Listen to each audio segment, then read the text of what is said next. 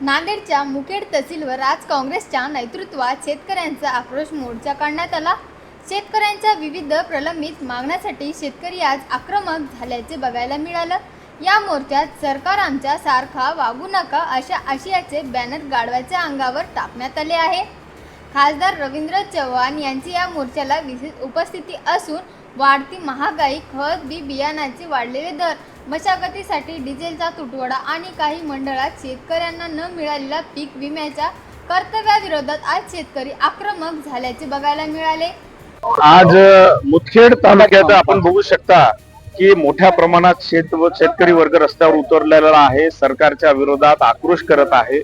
आणि या आज आक्रोश मोर्चाच्या निमित्तानं सरकारला शेतकऱ्यांनी एक इशारा दिलेला आहे की शेतकऱ्यांना मोठ्या प्रमाणात इंधनला टंचाईला अडचण करावी लागते, शेतकऱ्याचे शेतीचे कामं होत नाही, त्यांना डिझेल उपलब्ध होत नाहीये, मोठ्या प्रमाणात खत मुबलक भाव वाढलेले आहेत, खत मिळत नाहीये, शेतीला लाईट मिळत नाहीये, पीक विमा वेळेवर या ठिकाणी मिळत नाहीये, मोठ्या प्रमाणात मुदखेड प्रमाणात केळी पिकांचं नुकसान झालेलं आहे, त्याचे सर्वे लवकर होत नाहीयेत, त्याचं नुकसान भरपाई लवकर मिळत नाही आणि या सर्वांच्या विरोधात शेतकरी आज रस्त्यावर उतरलेला आहे। आणि निश्चितच शेतकऱ्यांनी आज सरकारला एक सज्जड दम दिलेला आहे की येणाऱ्या काळात जर आपण आमची दखल घेत नसेल तर याही भावना तीव्र होतील आणि मोठ्या प्रमाणात शेतकरी वर्ग रस्त्यावर उतरल्याशिवाय राहणार नाही। काँग्रेस पक्ष जे शेतकऱ्यांच्या पाठीमागे हमेशा राहिलेला आहे आणि शेतकऱ्यांचं हित काँग्रेसनं हमेशा मागच्या 70 वर्षात केलेलं आहे। या सरकारने फक्त पीएम किसान योजना चालू करून 12,000 वर्षाला देण्याचं काम केलेलं आहे, पण इकडे प्रत्येक शेतकऱ्याच्या मागे 1 लाख रुपयाचं नुकसान सरकारला या ठिकाणी दिसत नाहीये।